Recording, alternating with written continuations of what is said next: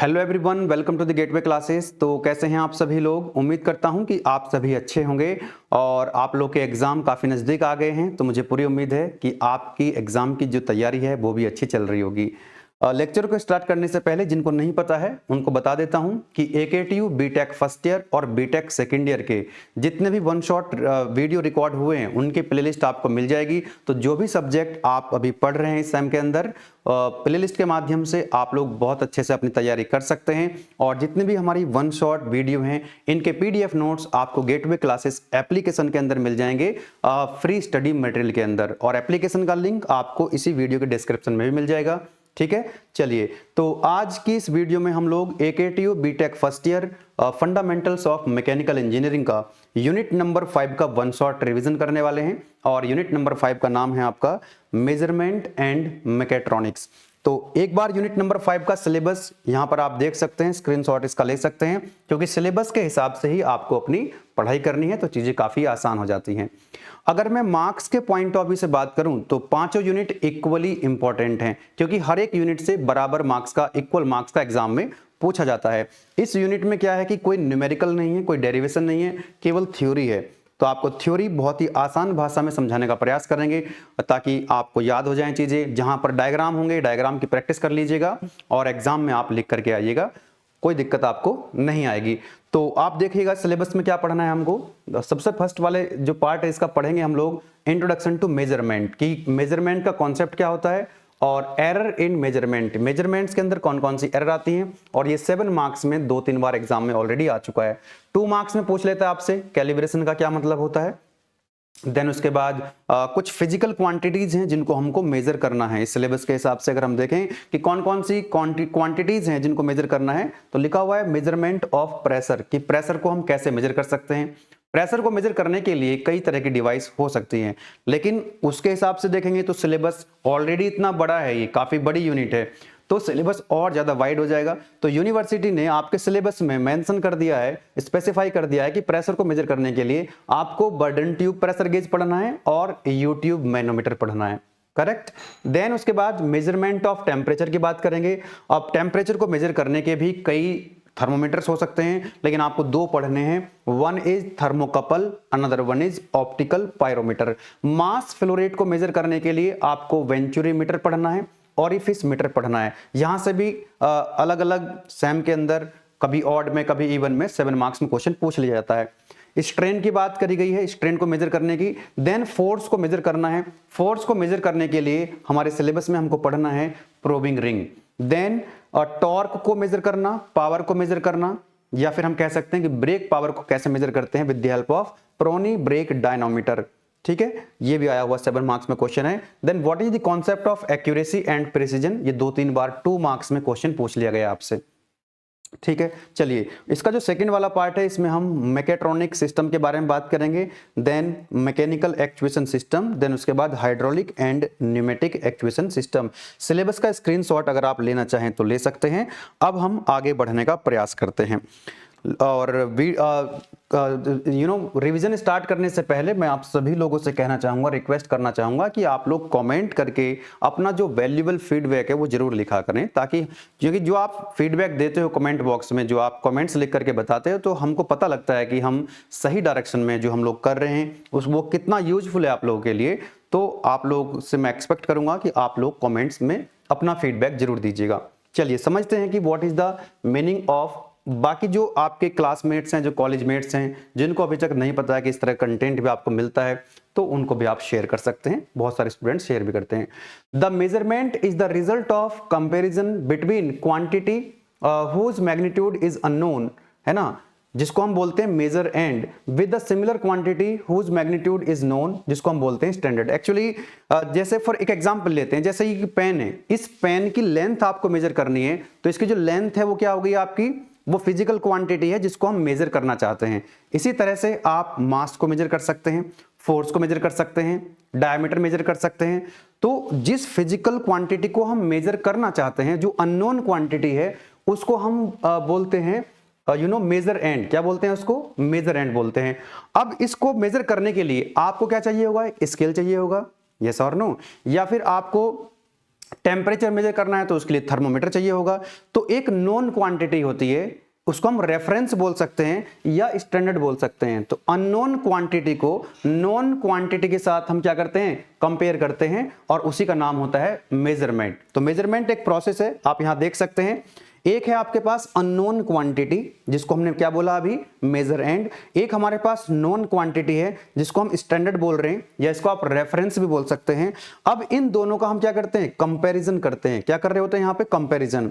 और कंपेयर करने के बाद हमको एक रिजल्ट मिल जाता है, एक न्यूमेरिकल वैल्यू मिल जाती है। जैसे फॉर एग्जांपल इस पेन की लेंथ हमने मेजर करी स्केल की हेल्प से, तो मुझे पता लगा कि इसकी जो लेंथ है फॉर एग्जांपल 6 सेंटीमीटर है। तो हमको क्या मिल गया है कि ये रिजल्ट मिल गया 6 सेंटीमीटर। 6 क्या है, इसकी न्यूमेरिकल वैल्यू है, और सेंटीमीटर क्या होगी, इसकी यूनिट होगी। तो मेजरमेंट में यूनिट जो है वो एक इंपॉर्टेंट रोल प्ले करती है। बिना यूनिट के आप कैसे मेजर करेंगे, ठीक है। अब इसको आप सेंटीमीटर में लिख सकते हैं, लेंथ को मिलीमीटर में लिख सकते हैं, मीटर में लिख सकते हैं। आगे बढ़ते हैं। तो ये आपको बात समझ में आ गई कि what is measurand. A physical quantity such as length हो सकता है, वेट हो सकता है, एंगल हो सकता है, जिसको आप मेजर करना चाहते हैं। दूसरा स्टैंडर्ड कह सकते हैं इसको, या रेफरेंस कह सकते हैं। ऐसी physical quantity which quantitative comparison are to be made which is internationally accepted. मतलब जो रेफरेंस है या जो स्टैंडर्ड है जिसको आप यूज कर रहे हैं मेजर करने के लिए, वो क्या होनी चाहिए, वो क्या होनी चाहिए आपकी इंटरनेशनली एक्सेप्टेड होनी चाहिए, सब उसको मान रहे हो, है ना। जैसे ऐसा नहीं होना चाहिए कि जैसे आपको बताया कि भाई ये दवाई है, आप बच्चे को पिलाना 1 चम्मच सुबह 1 चम्मच शाम। अब वो चम्मच है, क्या वो सभी एक्सेप्ट कर सकते हैं उसको, क्योंकि हर भाई सबके घर में जो चम्मच है, स्पून है, स्पून का तो साइज छोटा भी हो सकता है, बड़ा भी हो सकता है। किसने बोला कि ये दवाई है और आधे कप पानी में मिलाना, गर्म पानी लेना आधा कप। अब आधा कप तो छोटा भी हो सकता है, बड़ा भी हो सकता है। तो वो स्टैंडर्ड नहीं है, ठीक है। चलिए और आगे बढ़ते हैं। एक एग्जांपल यहां पर मैंने देके समझाया आपको कि भाई जो देखो एक लाइन ये लिखी हुई है मैंने यहां पे, measurements are always made using an instrument of some kind. जब आप मेजरमेंट करेंगे तो आपको कोई ना कोई इंस्ट्रूमेंट चाहिए होगा। The basic objective of measurement is to provide the required accuracy at minimum cost.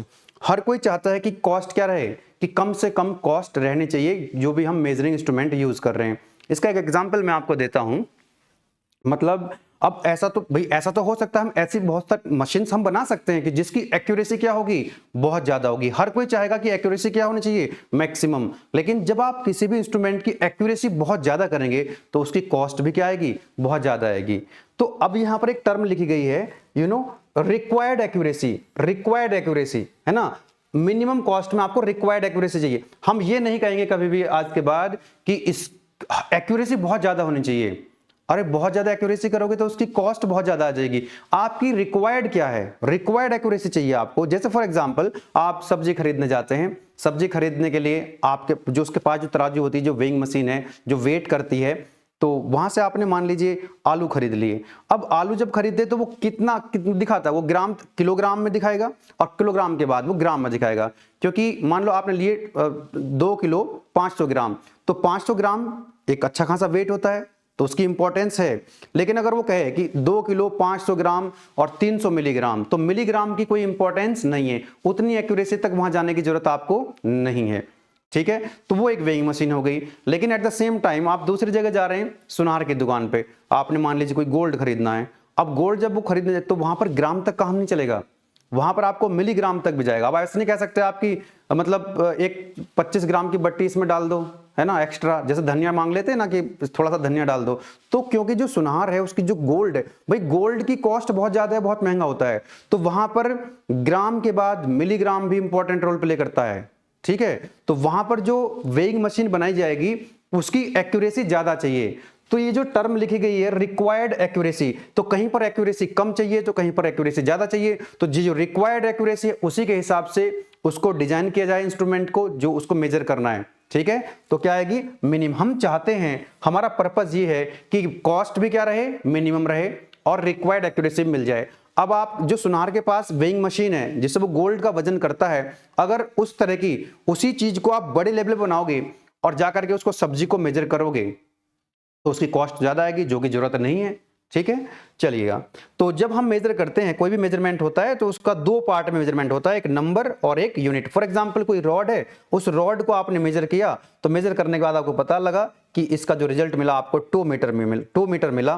तो बेसिकली ये कहना चाह रहा है कि result of measurement consist of two part, number one is number of measurement and the second one is unit of measurement. तो यहां पे 2 क्या हो जाएगा इसका, नंबर यानी उसका मैग्नीट्यूड, और दूसरा m क्या है यहां पर, मीटर यानी कि उसकी यूनिट। तो मैग्नीट्यूड भी होगा, नंबर भी होगा और उसकी यूनिट भी होगी। आगे बढ़ने का प्रयास करते हैं। In order for the result of measurements to be meaningful there are some requirements. क्या रिक्वायरमेंट्स है, the standard used for the comparison purpose must be accurately defined and should be commonly acceptable. जैसे कि मैंने आपको बताया था कि वो एक्सेप्टेबल होनी चाहिए, सब उसको एक्सेप्ट करें। The standard must be of same character as the measurement. जिस फिजिकल क्वांटिटी को आप मेजर कर रहे हैं उसी उसकी करेक्टरिस्टिक्स जो स्टैंडर्ड है उसकी वही करेक्टरिस्टिक्स होनी चाहिए। The apparatus used and method adopted for the comparison must be justifiable. Verified होना चाहिए, वेरीफिएबल होना चाहिए, जस्टिफाइड होना चाहिए, जो भी इंस्ट्रूमेंट आप यूज कर रहे हैं, जो भी apparatus आप यूज कर रहे हैं। कुछ एग्जांपल्स यहां पर लिख दिए गए हैं मेजरिंग इंस्ट्रूमेंट्स के, जैसे रूलर हो गया, थर्मोमीटर से आप टेम्परेचर मेजर करते हैं, स्टॉप वॉच हो गई और वेइंग मशीन हो गई। आगे बढ़ते हैं, नेक्स्ट आता है आपका यहाँ पे कि मेथड्स ऑफ मेजरमेंट। एक होता है आपका डायरेक्ट मेजरमेंट मेथड, दूसरा होता है आपका इनडायरेक्ट मेजरमेंट मेथड। जो डायरेक्ट मेजरमेंट मेथड होता है उसमें क्या करते हैं, जो फिजिकल क्वांटिटी है उसको हम डायरेक्ट क्या करते हैं, दूसरी जो नॉन क्वांटिटी होती है उसके साथ डायरेक्ट कंपेयर कर लेते हैं। जैसे एग्जांपल से आपको समझ में आएगा, ये कोई पेंसिल है, इस पेंसिल की लेंथ आपको मेजर करनी है, तो डायरेक्ट इसके स्केल के हेल्प से आप इसको रख सकते हैं, स्केल के हेल्प से डायरेक्ट इसको कंपेयर कर सकते हैं। जैसे फॉर एग्जांपल इसको आप ऐसे भी कह सकते हैं कि दो व्यक्ति खड़े हुए हैं, है ना, तो उनकी हम हाइट को क्या कर रहे हैं, कंपेयर कर रहे हैं, एक की हाइट दूसरे के रेस्पेक्ट में। तो इसका एग्जांपल आप लिख सकते हैं, measurement of length with the help of scale. Scale की हेल्प से आप डायरेक्ट कंपेयर कर ले रहे हो, जबकि जो इनडायरेक्ट मेथड होता है इसमें डायरेक्ट कंपैरिजन नहीं करते हैं, इसके अंदर कुछ और डिवाइस इंस्ट्रूमेंट के अंदर कुछ कैलकुलेशंस होती हैं और उसकी हेल्प से आप जब मेजरमेंट करते हैं, that is called indirect measurement method. जैसे वेइंग मशीन का एग्जांपल आप दे सकते हैं, in this method the value of the physical parameter जिसको आप मेजर करना चाहते हो is determined by indirect comparison with secondary standards through a calibration. मतलब इसके अंदर क्या होता है कि कैलिब्रेशन हमको करना पड़ता है। कैलिब्रेशन क्या होता है अभी आगे आपको समझ में आएगा। The measurand is converted into analogous signal and which is subsequently processed and feed to the end device which presents the result of measurement। ठीक है, तो इसके अंदर जो जैसे मान लो आपको किसी चीज का वेट करना है, तो वेइंग मशीन के ऊपर आप रखेंगे, तो पहले एक एनालॉगस सिग्नल जनरेट होगा, उसके बाद वो फर्दर प्रोसीड होकर के उसके अंदर जो कैलिब्रेशन हो रहा होगा, इस वेइंग मशीन के अंदर जो कैलिब्रेशन हुआ होगा उसके हिसाब से फिर आपको फाइनल रिजल्ट यहाँ पे मिल जाता है। तो इस तरह का जो मेथड हम यूज करते हैं उसको बोलते हैं इनडायरेक्ट मेजरमेंट मेथड, लेकिन अभी तक एग्जाम में नहीं पूछा गया है, कुछ खास नहीं है।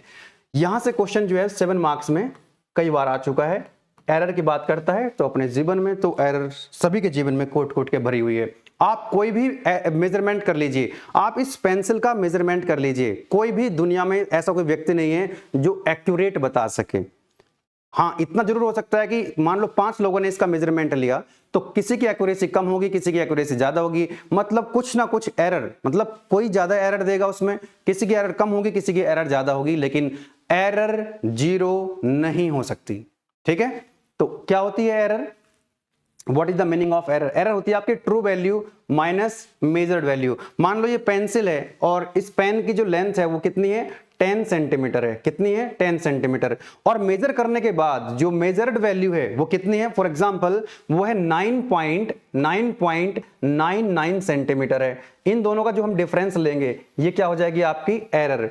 तो जो ट्रू वैल्यू होती है और जो मेजर्ड वैल्यू होती है उनका जो डिफरेंस होता है वो आपकी एरर होती है। ये एक बच्चे ने मेजर किया तो 9.99 सेंटीमीटर आई, दूसरे बच्चे ने मेजर किया तो उसकी आगे 10.01 सेंटीमीटर। तो देखो एरर क्या हो सकती है, अलग अलग मेजरमेंट में अलग अलग आ सकती है। करेक्ट। चलिए अब टाइप्स ऑफ एरर की अगर हम बात करें तो ये ग्रॉस एरर हो सकती है, सिस्टमैटिक एरर हो सकती है, random error, instrumental error, observational error, environmental error. ठीक है, तो इसको 1 बाय 1 आगे डिस्कस कर लेते हैं। और देखिए जिसने पहले से पढ़ रखा है तो उनका तो बहुत अच्छा रिवीजन हो जाएगा, एकदम बेहतरीन। और फिर भी अगर आपने अभी तक नहीं पढ़ा था इस यूनिट को या कम पढ़ा था तो कोई दिक्कत नहीं है, आपको पूरा आसानी से समझ में आ जाएगा। ग्रॉस एरर क्या होती है? It mainly covers the human mistakes in reading instruments and recording and calculating the measurements results. मतलब ये जैसे कोई इंसान है को जो रीडिंग ले रहा है तो वो इंसान की जो मिस्टेक्स कई बार हो जाती हैं वो ग्रॉस एरर के अंदर आती हैं। Gross error can be avoided by using two suitable measures and they are written below. मतलब हम इसको कैसे अवॉइड कर सकते हैं, तो यहां पर ये लिखा हुआ है पहला पॉइंट और दूसरा पॉइंट कि proper care should be taken. मतलब जो रीडिंग ले रहा है, जो रिकॉर्डिंग कर रहा है, वो केयर करे उसकी by increasing the number of experiments. अब मान लो जैसा आप लोग लैब में भी एक्सपेरिमेंट करते हो, एक ने एक्सपेरिमेंट किया, दूसरे ने किया, तीसरे ने किया, तो आप क्या करो, जितने नंबर ऑफ एक्सपेरिमेंट्स ज्यादा होंगे उनका एवरेज ले लो, तो जो एरर होगी वो क्या होगी, कम हो जाएगी। ठीक है, आगे बढ़ते हैं। नेक्स्ट आता है आपका systematic error. Systematic error can be better understood if we divide them into two category. तो मैं इसको डायरेक्ट आपको यहां समझा देता हूं, यहीं से आपको ये बात समझ में आ जाएगी, या एक बार इसको देख लीजिएगा थोड़ा सा आगे चल करके एक टेबल बनी हुई है, वहां से रैंडम एरर और सिस्टमैटिक एरर में आपको अच्छे से डिफरेंस समझ में आएगा। तो पहला आता है आपका इंस्ट्रूमेंटल एरर। तो these error arise due to three main reasons. Systematic error के अंदर क्या आ गया आपका, इंस्ट्रूमेंटल एरर, कि due to inherent shortcoming in the instrument के अंदर कोई फॉल्ट है, उसके डिजाइन में कोई फॉल्ट है ना। These errors arise due to faulty construction, उसका कंस्ट्रक्शन ही ठीक नहीं हुआ, उसके अंदर कैलिब्रेशन की प्रॉब्लम है। ठीक है, तो ये हो जाएगा आपका due to inherent shortcoming in the instrument. Due to misuse of instrument का जो यूज कर रहे हैं उसको ठीक से नहीं कर पा रहे हैं, due to loading effects of the instruments. दूसरा आपका एनवायरमेंटल एरर आ जाता है, एक आ जाता है ऑब्जर्वेशनल एरर, जो इंपॉर्टेंट है उस पर हम थोड़ा ज्यादा फोकस करेंगे।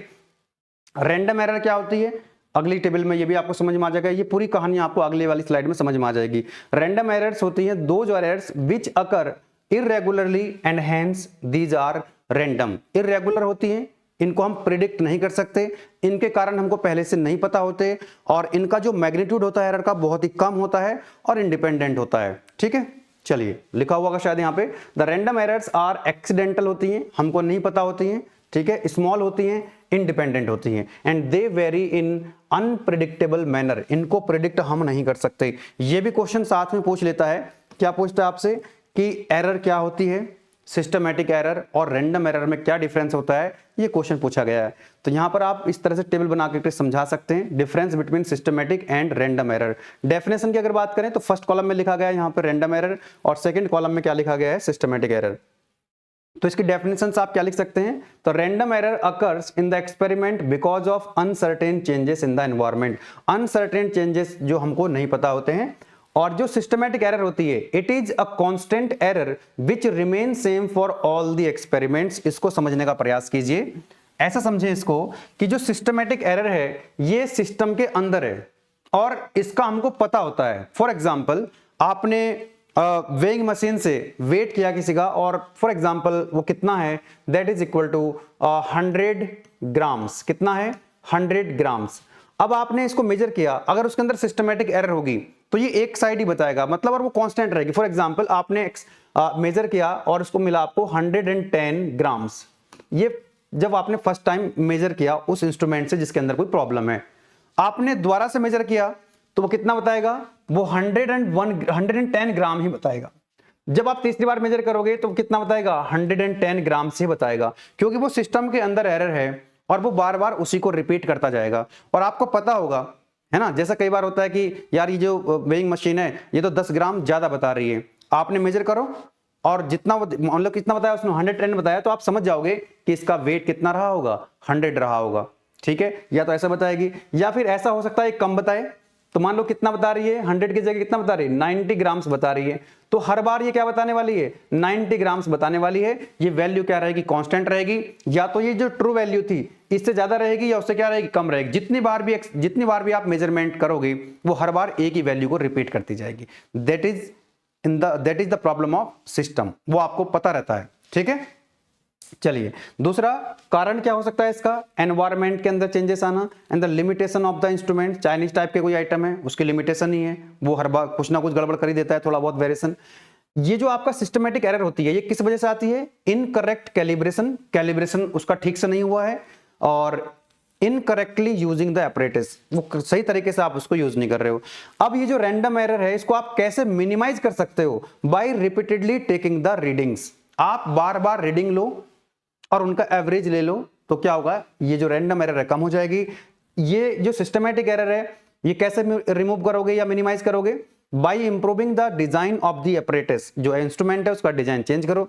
मैग्नीट्यूड ऑफ एरर ये वेरी करता है और ये कांस्टेंट रहता है। जैसे मैंने आपको बताया कि सिस्टमैटिक एरर क्या रहेगी, हमेशा कांस्टेंट रहेगी, हर बार वही एरर बार बार आती रहेगी। लेकिन इसमें जो एरर है वो क्या रहेगी, वेरी कर सकती है। जैसे आपने इसको रैंडम एरर है तो इसके अंदर क्या है, 100 है तो 100.1 ग्राम दिखा दिया इसने पहली बार जब आपने मेजर किया, पता लगा आपने उसी इंस्ट्रूमेंट से दोबारा मेजर किया तो उसने बता दिया 99.99 ग्राम।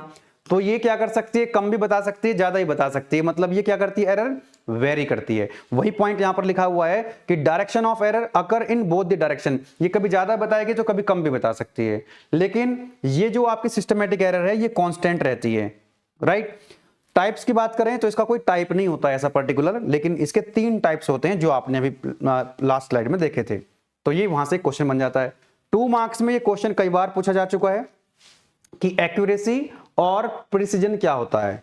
देखो, एक मैंने आपको बताया था अभी जो ट्रू वैल्यू होती है, तो मान लीजिए फॉर एग्जांपल, एक एग्जांपल से मैं समझाना चाहता हूं। यहां पे सबसे पहले यहां पर देख लीजिए लिखा हुआ क्या है।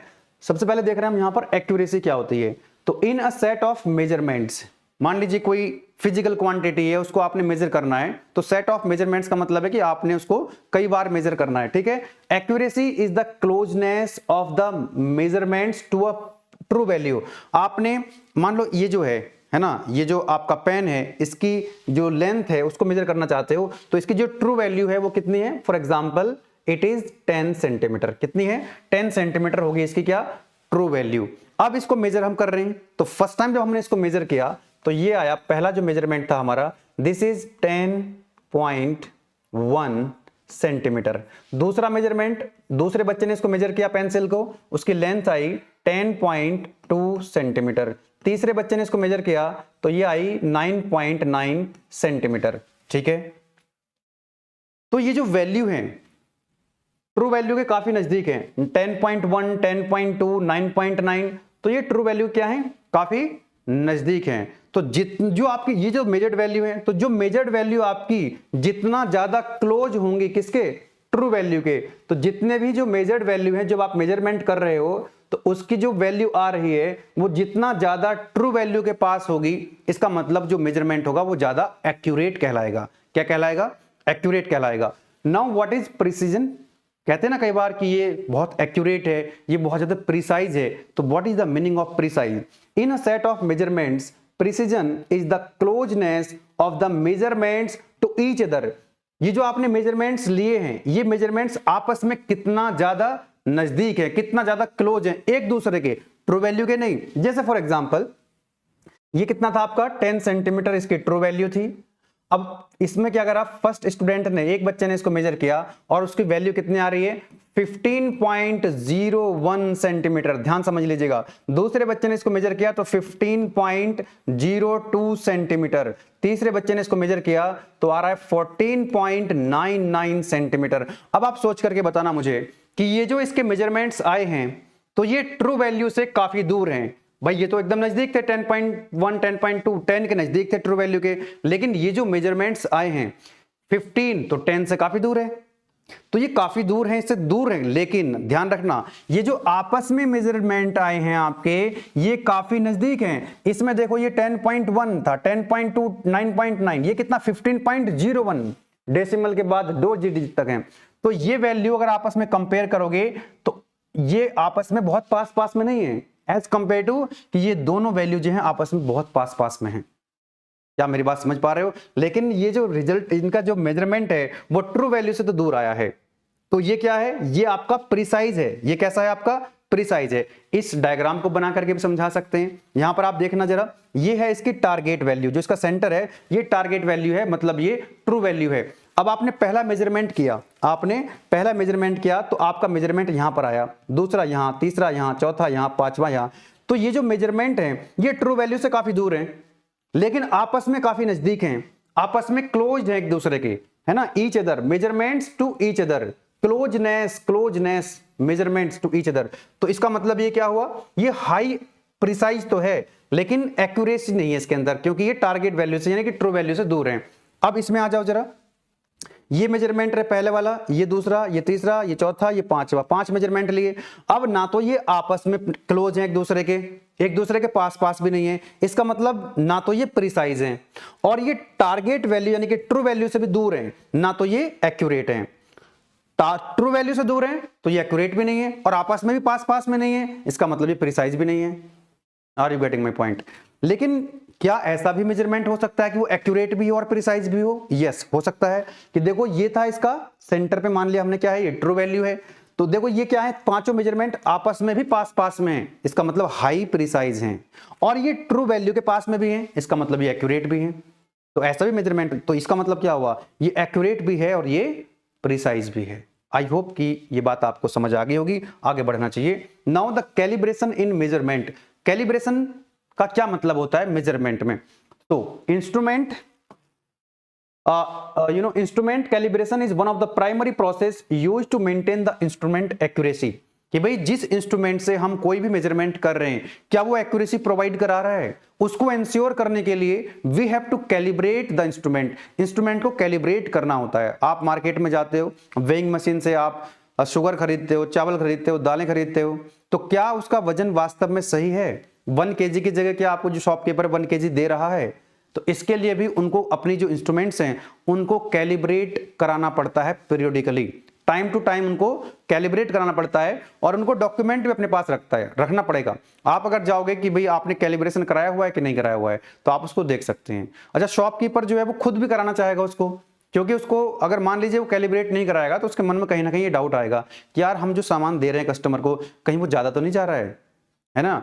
तो इसलिए वो एंश्योर करने के लिए कि कोई भी इंस्ट्रूमेंट सही तरह से मेजरमेंट दे रहा है कि नहीं, उसके लिए हमको कैलिब्रेट कराना पड़ता है। तो calibration is the process of comparing the measurements of an instrument और device to known standard or reference to determine the any deviation from the accuracy and to make necessary adjustment to correct the deviations. Deviation मतलब समझते हो, जैसे weighing machine है, कोई 1 kg उसका मास है, तो 1 kg से वो थोड़ा कभी कम बता रहा है, कभी ज्यादा बता रहा है, मतलब वो क्या कर रहा है, डेविएट कर रहा है। तो क्या करेंगे हम कैलिब्रेशन करने के लिए, हमारे पास जो नॉन क्वांटिटी है, हमारे पास जो स्टैंडर्ड हैं, उनसे हम उसको कंपेयर करेंगे। अगर वो डेविएट कर रहा है, वो एक्यूरेसी प्रोवाइड नहीं करा रहा है, तो उसको प्रॉपर तरीके से, अलग अलग कंपनी होती है अलग अलग लेवल पे, तो वो उनको एडजस्ट करती हैं ताकि वो सही एक्यूरेसी प्रोवाइड कराए, है ना।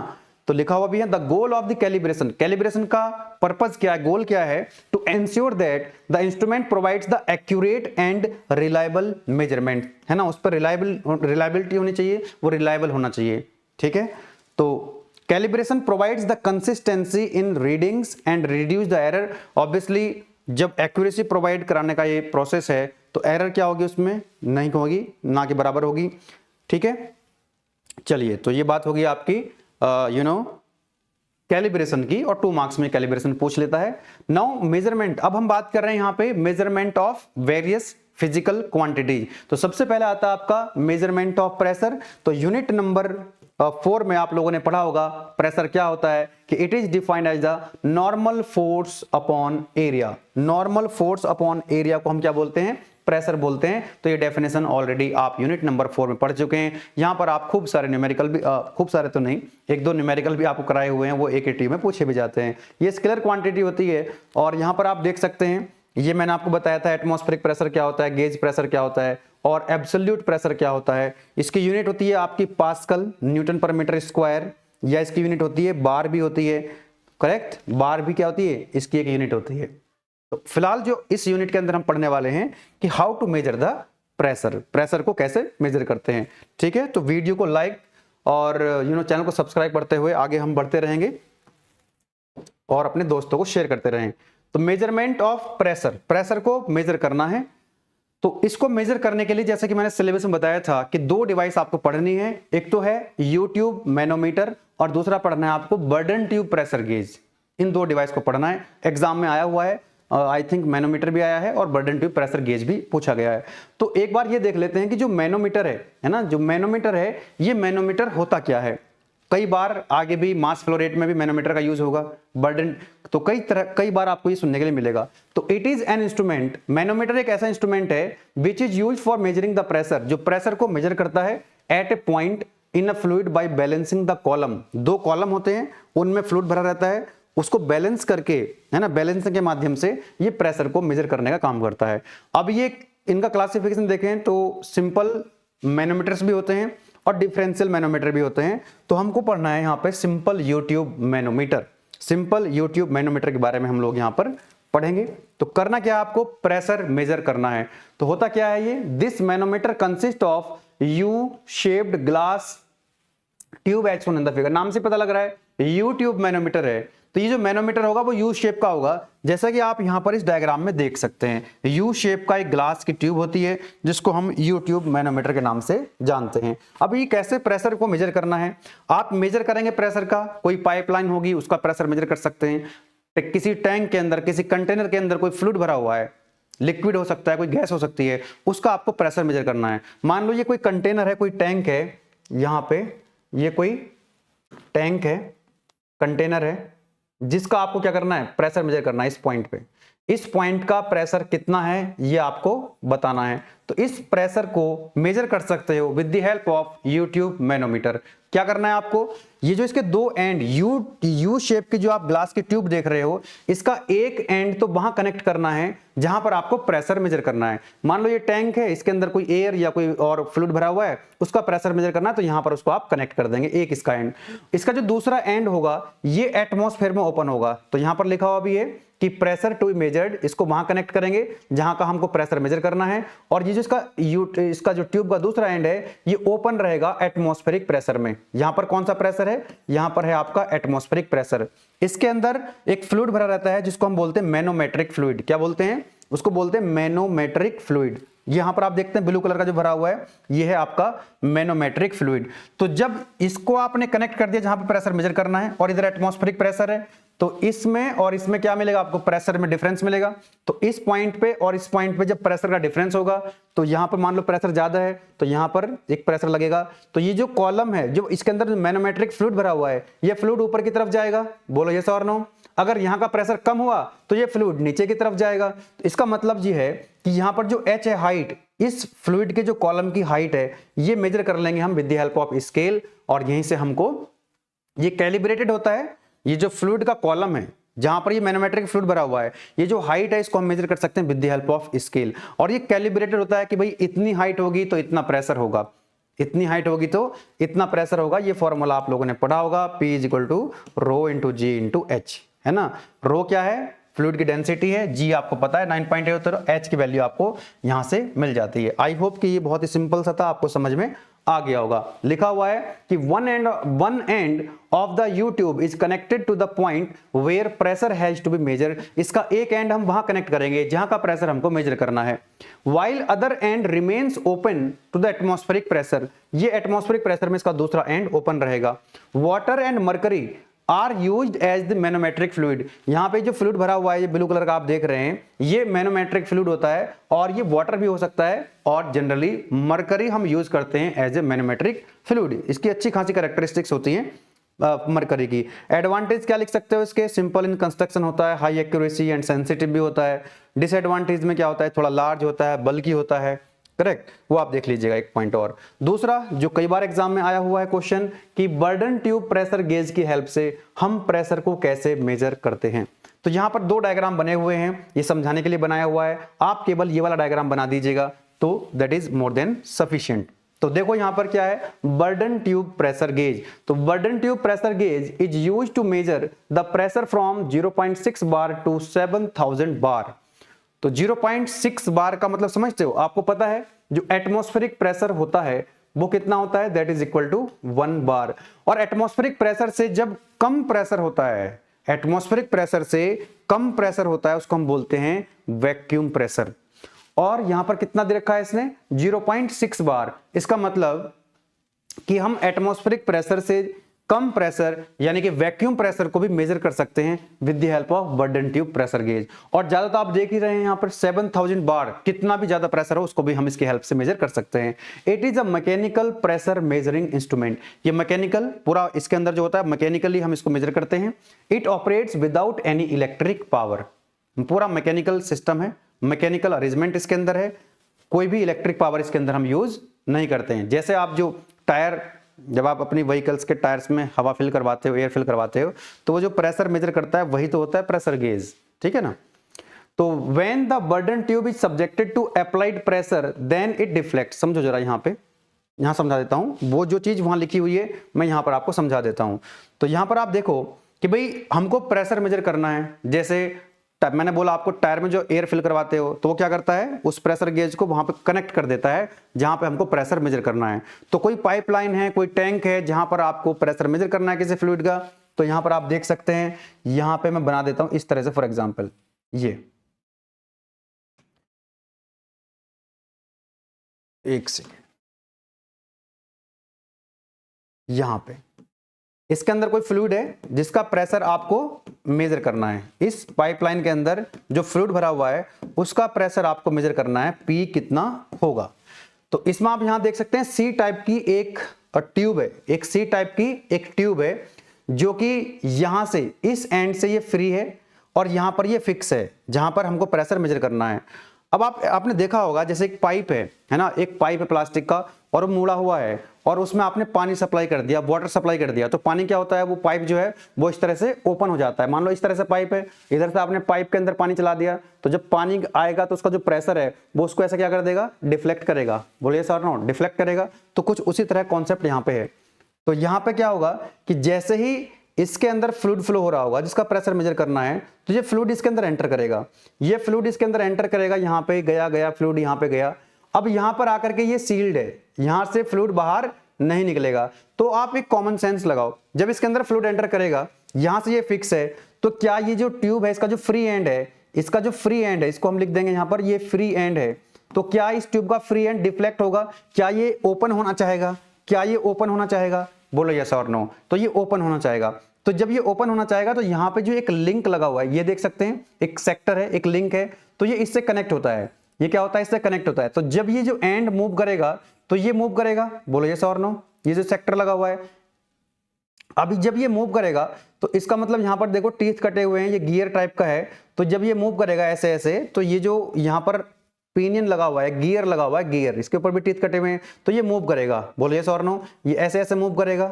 अब जब ये मूव करेगा तो यहां पर एक लगा हुआ है पॉइंटर, क्या लगा हुआ है, पॉइंटर। तो ये जो पॉइंटर है वो ऐसे ऐसे मूव करने वाला है। आप देख सकते हैं जो प्रेशर गेज होता है उसके ऊपर ये पॉइंटर ऐसे ऐसे ये दिखता है बस आपको वहां पे। इसके अंदर का मैकेनिज्म कुछ ऐसा होता है। तो जब ये मूव करेगा, अब एक बात बताना मुझे, ये मूव करेगा पॉइंटर ऐसे ऐसे, तो जितना ज्यादा प्रेशर होगा उतना ज्यादा इसका मूवमेंट होगा, बोलो यस और नो। तो यहां से जैसे ही इसके अंदर फ्लूइड जाएगा, इसके अंदर फ्लूइड एंटर करेगा, तो ये जो पॉइंट इसका, मैं रिपीट कर रहा हूं, ये जो है ये डिफ्लेक्ट होगा। अब जितना ज्यादा, ये कितना डिफ्लेक्ट होगा, जितना ज्यादा प्रेशर होगा, तो यहां से जो डिफ्लेक्शन होगा वो यहां पर आपको पिनियन और पॉइंटर की हेल्प से यहां से आप उसको क्या कर सकते हैं, स्केल से रीड कर सकते हैं। तो आपको क्या मिल जाएगा, एक प्रेशर मिल जाएगा।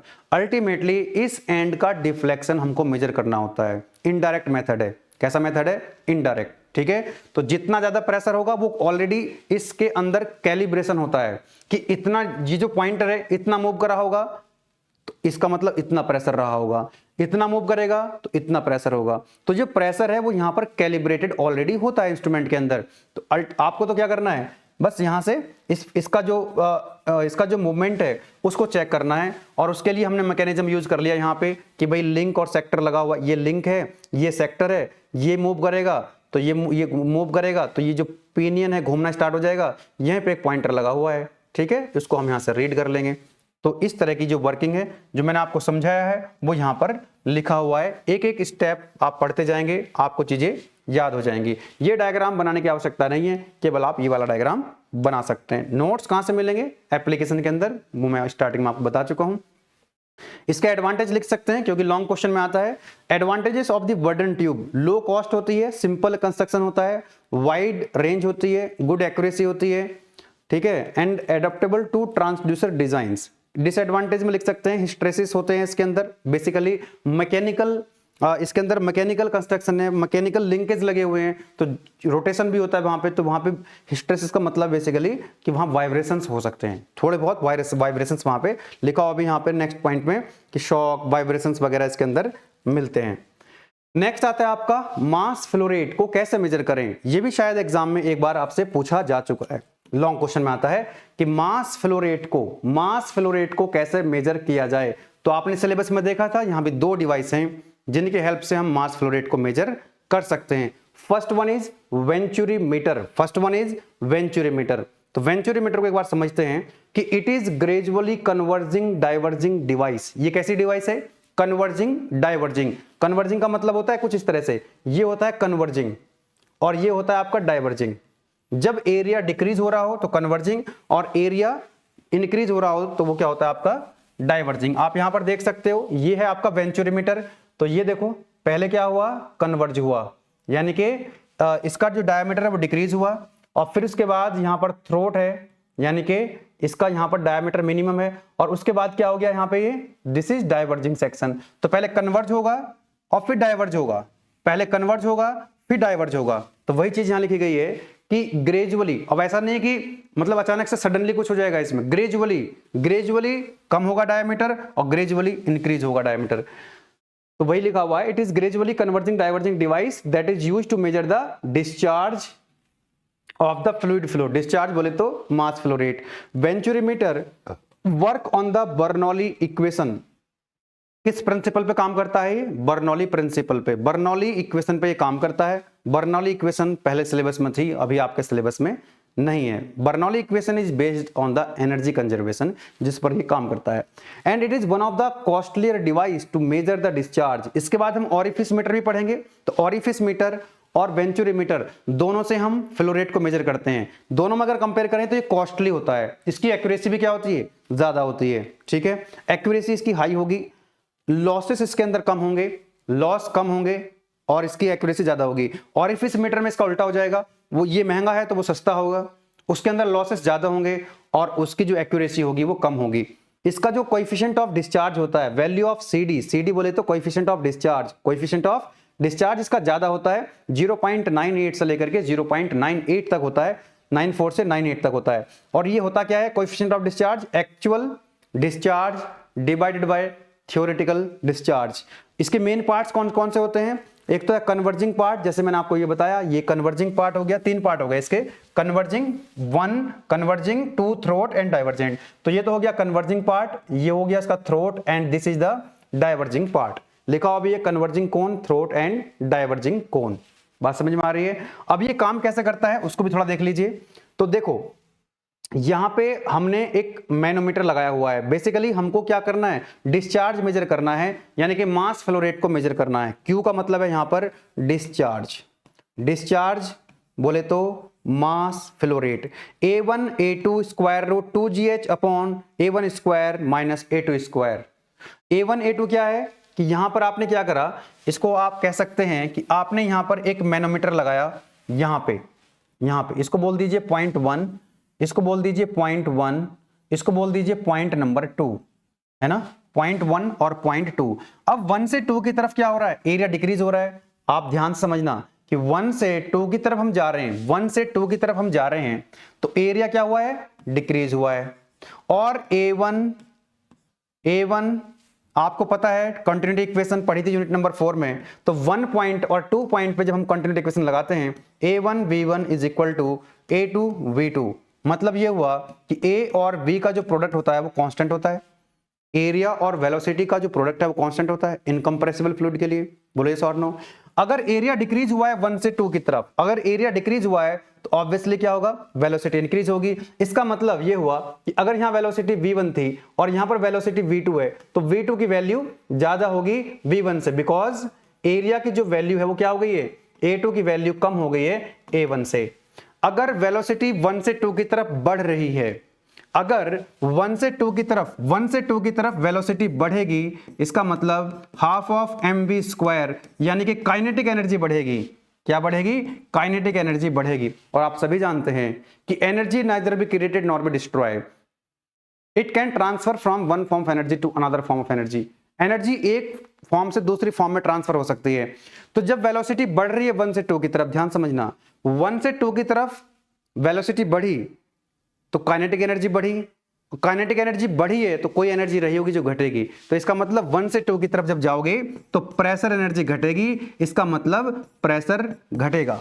मतलब ये हुआ अल्टीमेट पॉइंट जो आपको पता होना चाहिए कि यहां का जो प्रेशर P2 है और यहां का जो प्रेशर P1 है, प्रेशर की वैल्यू क्या हो गई, कम हो गई। मतलब ये हुआ कि P1 जो है वो P2 से क्या हो गया, एक सेकेंड सॉरी, मतलब प्रेशर क्या होगा आपका, कम हो जाएगा, क्योंकि वेलोसिटी बढ़ गई ना, वेलोसिटी बढ़ गई तो P2 की जो वैल्यू है वो घट जाएगी एज कंपेयर टू P1। यानी कि यहां का जो प्रेशर है वो कम होगा, यहां का प्रेशर ज्यादा होगा। मतलब पॉइंट 1 और पॉइंट 2 जहां पर आपने क्या लगाया हुआ है, मैनोमीटर, वहां पर प्रेशर डिफरेंस है। क्या है, प्रेशर डिफरेंस है।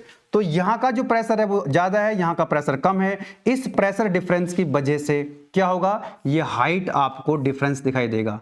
और ये हाइट कहां से मिल जाएगी आपको, स्केल यहां पर लगा होगा, मैनोमीटर अभी हमने पढ़ा, तो मैनोमीटर की हेल्प से हमको ये हाइट पता लग जाएगी और इस हाइट को यहां पर वैल्यू पुट कर दीजिए तो आपको डिस्चार्ज मिल जाएगा, यानी कि मास फ्लो रेट आपको मिल जाएगा। आई होप कि ये बात आपको समझ आ गई होगी। बर्नौली इक्वेशन पे ये वेंचुरीमीटर काम करता है।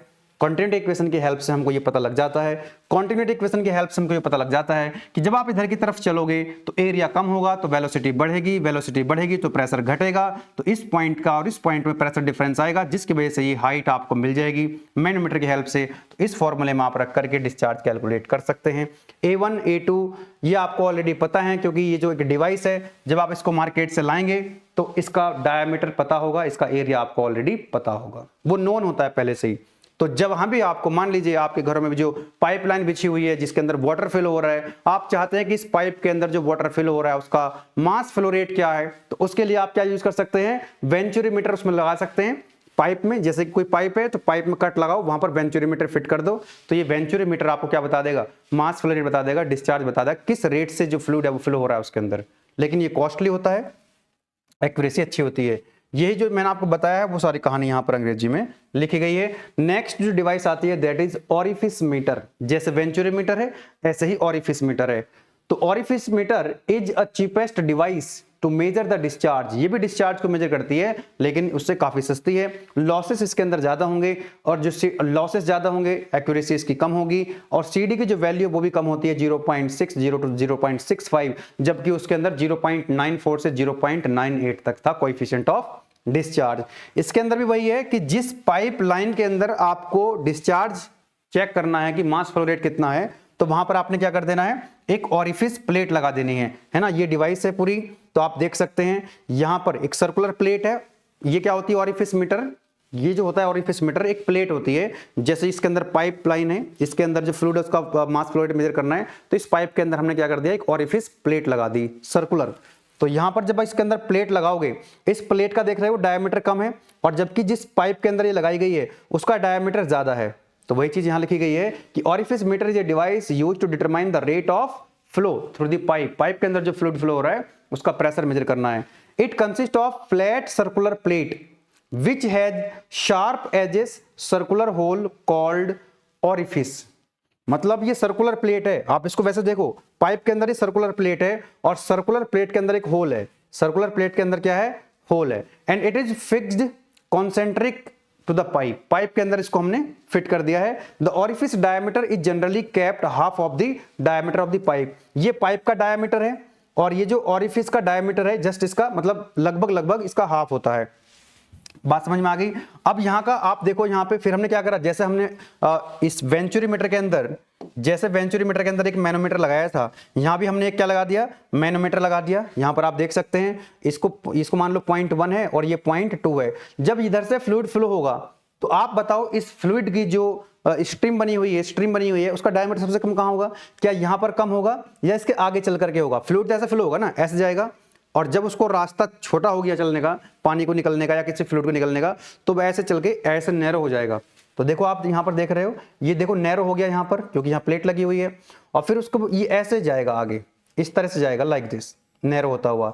तो इसका जो मिनिमम डायमीटर होगा वो यहां पर ना होते हुए वो थोड़ा सा इसके आगे होगा, जिसको हम बोलते हैं वेना कॉन्ट्रैक्टा। क्या बोलते हैं? तो जहां पर सबसे कम होता है डायमीटर उसको हम बोलते हैं वेना कॉन्ट्रैक्टा। तो वेना कॉन्ट्रैक्टा और यहां पर हमने क्या लगा दिया, एक मैनोमीटर लगा दिया, तो ये हाइट हमको मिल जाएगी और इस फॉर्मूले का हम यूज करके डिस्चार्ज पता कर सकते हैं। यहां पर भी आप देख सकते हैं, यहां पर जो मिनिमम डायमीटर था जिसको हम बोलते हैं थ्रोट, इस कन्वर्जिंग डाइवर्जिंग पैसेज के अंदर जो मिनिमम डायमीटर था उसको हमने बोला था थ्रोट। और जहां पर ऑरिफिस मीटर की जब बात करते हैं तो जहां पर मिनिमम डायमीटर होता है उसको हम बोलते हैं वेना कॉन्ट्रैक्टा। क्या बोलते हैं? Vena contracta. चलिए, तो this is all about the mass flow rate. Discharge को हम कैसे मेजर करते हैं with the help of venturimeter and orifice meter. थोड़ी सी ये यूनिट थोड़ा लंबी है और कई ज़्यादातर स्टूडेंट्स को ये पसंद भी नहीं आती है। कोशिश कर रहे हैं कि सिंपल लैंग्वेज में लिखने का प्रयास किया गया है, समझ में आएगी, कोई दिक्कत नहीं है, लेंथी है लेकिन थोड़ी सी। तो नेक्स्ट आता है आपका, तो हमने दो फिजिकल क्वांटिटी को मेजर कैसे करते हैं वो देख लिया है कि प्रेशर को कैसे मेजर किया with the help of you tube manometer and burden tube pressure gauge. दूसरा हमने देखा कि मास फ्लो रेट यानी कि डिस्चार्ज को कैसे मेजर करते हैं with the help of venturimeter and orifice meter. अब ये थर्ड फिजिकल क्वांटिटी है, टेम्परेचर को कैसे मेजर करते हैं। मेजरमेंट ऑफ टेम्परेचर सिलेबस के हिसाब से दो चीजें पढ़नी है यहां पर, एक थर्मोकपल पढ़ना है और दूसरा ऑप्टिकल पायरोमीटर पढ़ना है। तो basically what is temperature? Temperature की बात हो रही है तो भाई आपको थोड़ा सा तो आइडिया होना चाहिए। तो temperature of a body is defined as the degree of hotness और कोल्डनेस, कितना ठंडा है वो कितना गर्म है, इस डिग्री को कौन बताता है? टेम्परेचर। ठीक है, आगे देखते हैं। तो अब जो आपके टेम्परेचर स्केल्स होते हैं कुछ, है ना, commonly used scales for the measuring temperature, एक केल्विन होता है, डिग्री सेल्सियस होता है, फ़ारेनहाइट होता है, रैंकाइन स्केल होता है। इसके बारे में आपको बेसिक आइडिया होगा। जैसे आप अपनी बॉडी का टेम्परेचर मेजर करते हो थर्मोमीटर की हेल्प से, जो लिक्विड थर्मोमीटर होता है उसके अंदर मरकरी भरी रहती है, तो वो डिग्री फ़ारेनहाइट में बताता है टेम्परेचर और डिग्री सेल्सियस में बताता है। और डिग्री सेल्सियस में कितना होता है? 36-37 डिग्री सेल्सियस के आसपास। और जो आपकी बॉडी का, ह्यूमन बॉडी का जो टेम्परेचर होता है फ़ारेनहाइट में, वो 98-99 के आसपास होता है। The principle of temperature measurement is based on the zeroth law of thermodynamics. Thermodynamics के अंदर आपने 11th की फिजिक्स में पढ़े होंगे, first law, second law, zeroth law, है ना। तो जीरोथ लॉ ऑफ थर्मोडायनामिक्स पे ये बेस्ड होता है। The instrument which is used for measuring temperature is called thermometer. जिस इंस्ट्रूमेंट से हम टेम्परेचर मेजर करते हैं, सब जानते हैं आप लोग, उसको थर्मोमीटर के नाम से, उसको थर्मोमीटर बोला जाता है। अब क्या होता है, जो आपके, अब थर्मोमीटर कई तरह के होते हैं। अब लिक्विड वाला जो थर्मोमीटर होता है जिससे आप अपनी बॉडी का टेम्परेचर मेजर करते हो, वो बहुत ज्यादा टेम्परेचर मेजर नहीं कर सकता, तो वो लिमिटेशन है उसकी। अब आपको मान लीजिए किसी इंडस्ट्री है, कोई फर्नेस है जहां पर एकदम आग लगी हुई है, उसका टेम्परेचर आपको मेजर करना है। कोई लिक्विड मेल्ट हो रहा है, उसका टेम्परेचर मेजर करना है, हजारों डिग्री सेल्सियस में होगा, और हमारी बॉडी का टेम्परेचर 36-37 डिग्री सेल्सियस, तो वहां पर वो थर्मोमीटर काम नहीं करते। तो उसके लिए हमको कौन से थर्मोमीटर यूज करने हैं, लिखा मैंने पॉइंट बना के, for higher temperature range, for high temperature range 650 degree Celsius, 600-700-500 degree Celsius से अगर ज्यादा टेम्परेचर है, तो जो फील्ड थर्मोमीटर्स होते हैं, जो जिसके अंदर जो हम यूज करते हैं फील्ड, जिनके अंदर लिक्विड फिल होता है, वो अनसुटेबल होते हैं। तो for the higher range of temperature thermocouple and pyrometer are used. तो हमारे सिलेबस में जो थर्मोकपल है और जो पायरोमीटर है, ये दोनों थर्मोमीटर क्या करते हैं? हाई टेम्परेचर रेंज को मेजर करने का काम करते हैं। चलिए, तो देखते हैं पहले यहां पर थर्मोकपल, थर्मोमीटर। थर्मोकपल का क्या मतलब है, तो आप डायग्राम से देख लीजिएगा यहां पे। तो इसमें क्या करते हैं हम, दो सिमिलर मेटल का यूज करते हैं। एक यहां पर देख सकते हैं वायर टाइप ए लिखा हुआ है और वायर टाइप बी, मतलब बेसिकली मेटल ए है और मेटल बी है, मतलब दो अलग अलग मेटल हैं, दो अलग अलग मेटल हैं। तो यहां पर देखो जंक्शन बन गया, इन दोनों को हमने यहां पर मिला दिया इस तरह से। इसको बोला जाए कोल्ड जंक्शन, या इसको हम बोल सकते हैं रेफरेंस टेम्परेचर। जनरली इसको हम 0 डिग्री सेल्सियस पर रख सकते हैं, तो ये तो आपको पहले से पता है। अब ये जो है आपका, एक वायर ए है, दूसरा वायर बी है, अलग मेटल है, ये अलग मेटल है ना। यहां पर जो जंक्शन बनेगा इनका, उसको बोलेंगे हम hot junction.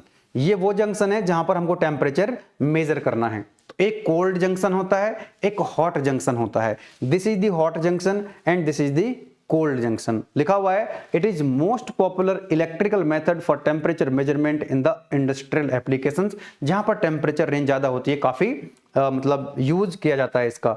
The temperature range of this instrument depends upon the type of thermocouple material. कौन सा यहाँ पर जो हम मेटेरियल यूज कर रहे हैं, वायर भी जो लिखा हुआ है, कौन कौन सा मेटल हम यहाँ पर यूज कर रहे हैं, वो उस पर डिपेंड करता है कि हम कितना ज्यादा टेम्परेचर मेजर कर सकते हैं। The major reasons behind this, क्यों इतना पॉपुलर है ये, कि भाई ये रीडिंग काफी कंसिस्टेंट होती है इसकी।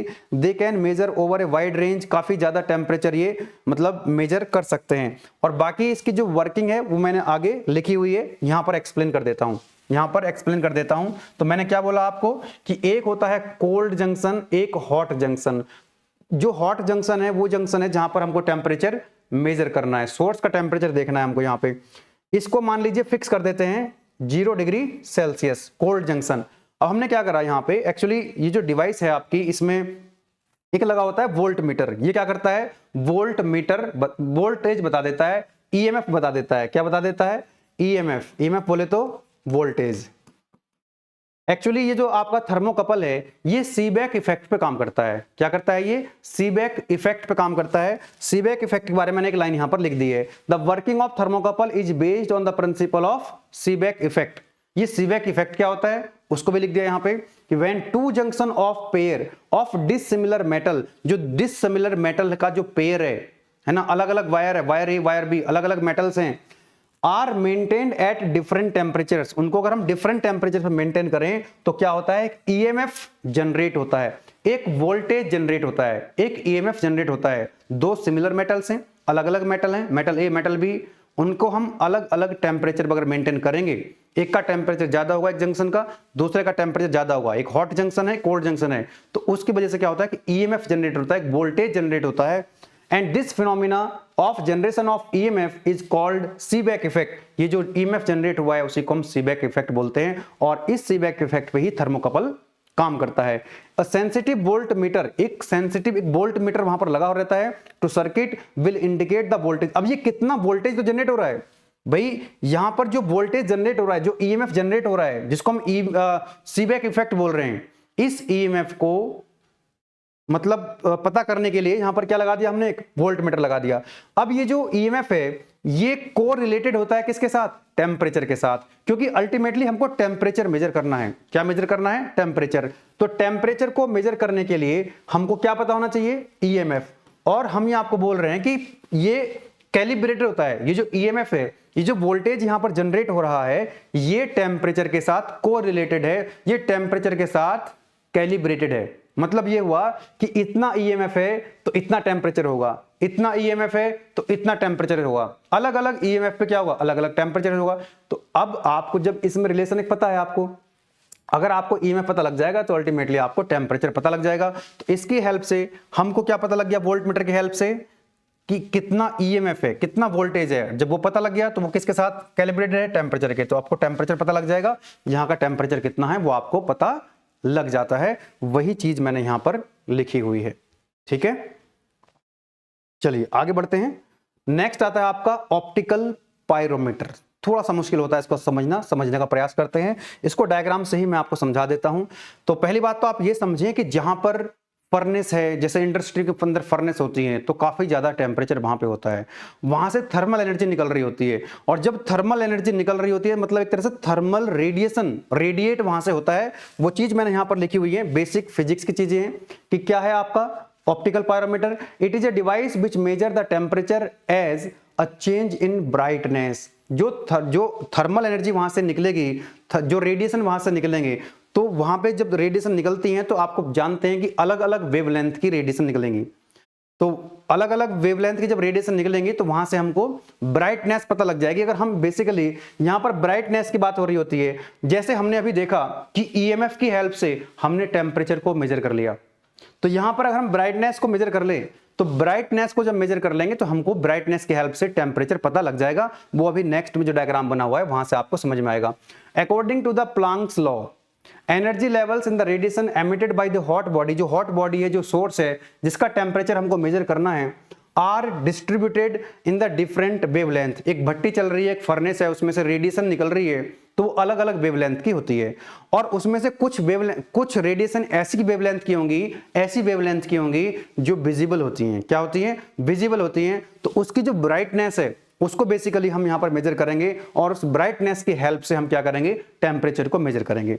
ठीक है, वही चीज यहां पर लिखी गई है। As the temperature of hot body rise, जैसे हॉट बॉडी का टेम्परेचर राइज होगा, the emissive power shift towards the shorter wavelength, ये शॉर्टर वेवलेंथ की तरफ शिफ्ट होती रहती हैं। ये पॉइंट अलग से है, ये एक हीट एंड मास ट्रांसफर में बनता है डायग्राम, तो आप इसको स्किप भी कर सकते हैं, क्योंकि इसको समझाने के लिए मेरे को एक बड़ा सा डायग्राम बनाना पड़ेगा, जिसकी आपको जरूरत नहीं है। लोड बढ़ जाएगा आपका, और वन शॉट वीडियो में मैं नहीं चाहता कि आपका लोड बढ़े। The radiation from a hot body at high temperature fall within the visible region, visible मतलब जिसको हम देख सकते हैं, of electromagnetic spectrum. If we can measure the brightness, जैसे मैंने आपको बोला कि अगर हम brightness को measure कर लें of the light of the given emitted by the hot source, जो hot source है जिसका हमको temperature measure करना है, वहां से जो अलग अलग वेवलेंथ की रेडिएशन आ रही है, तो उसको अगर उसकी ब्राइटनेस को अगर हम मेजर कर लेते हैं, तो हम we can estimates its temperature. अगर हम उस ब्राइटनेस को मेजर कर लें तो हम टेम्परेचर का पता लगा सकते हैं। तो हम क्या कर सकते हैं? टेम्परेचर का पता लगा सकते हैं। And this is the principle of optical pyrometer. इस पर ये काम करता है optical pyrometer. It can be used to measure the temperature in the range of 800 to 1200 degree Celsius. 800 से लेकर के 1200 डिग्री सेल्सियस तक की टेम्परेचर रेंज हम इसमें मतलब टेम्परेचर को मेजर कर सकते हैं। बहुत ही ज्यादा टेम्परेचर है ये। अब यहां पर आप देख सकते हैं, तो यहां पर ये लाइट फ्रॉम द फर्नेस है, मतलब ये हॉट बॉडी है बेसिकली, जिसका टेम्परेचर आपको मेजर करना है, जिसका टेम्परेचर आपको मेजर करना है। तो ये फर्नेस है, फर्नेस के अंदर या कोई ऐसा एक सोर्स है जहां से रेडिएशन निकल रही होगी। अब यहां पर हमने क्या लगा दिया? एक लेंस लगा दिया, एक मिरर लगा दिया।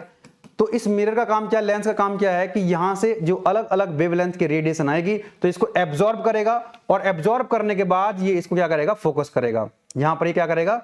फोकस करेगा। पहली बात तो ये जो ऑप्टिकल पायरोमीटर है, तो ये काफी दूर होता है, मतलब अब फर्नेस के पास, अब जैसे थर्मोमीटर है, हम जैसे थर्मोमीटर है, जब अपनी बॉडी का टेम्परेचर मेजर करते हो, तो उसमें क्या करते हो? आप जीभ के नीचे लगा लेते हो, है ना, या अंडर आर्म लगा लेते हो यहाँ पे, तो वो तो बॉडी के कांटेक्ट में आ गया, कोई दिक्कत वाली बात नहीं, क्योंकि हमारी बॉडी का टेम्परेचर बहुत कम है।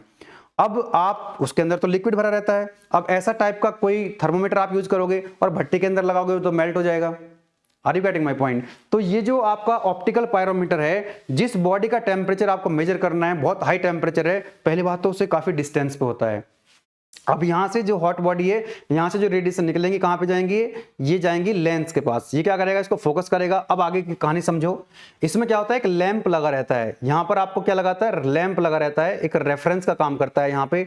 और इस लैंप को कैसे हमको ऑपरेट करना है, इसके लिए एक बैटरी लगी रहती है। तो यहां पर एक बैटरी लगी हुई है, और इस बैटरी मतलब इसके अंदर जो करंट फ्लो हो रही होगी, इसके अंदर जो करंट फ्लो होगी, एक रियोस्टेट की हेल्प से, यहां पर आप देख सकते हैं एमीटर लगा हुआ है, तो इसके अंदर जो करंट फ्लो हो रही होगी उसको हम कंट्रोल कर सकते हैं। यानी कि इसकी जो ब्राइटनेस है उसको हम घटा सकते हैं, बढ़ा सकते हैं, इसके टेम्परेचर को हम घटा सकते हैं, बढ़ा सकते हैं, करंट को हम कंट्रोल कर सकते हैं। एक बार इसको पढ़ो जरा, आगे समझ में आएगा।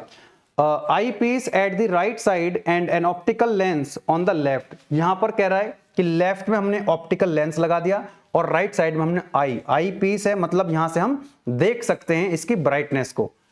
A reference lamp which is powered with the help of battery. एक रेफरेंस लैंप हमने यहां पर लगाया हुआ है, जो कि क्या करता है? जो पावर्ड किया जा रहा है इसकी बैटरी की हेल्प से। A rheostat to change the current and hence the brightness intensity।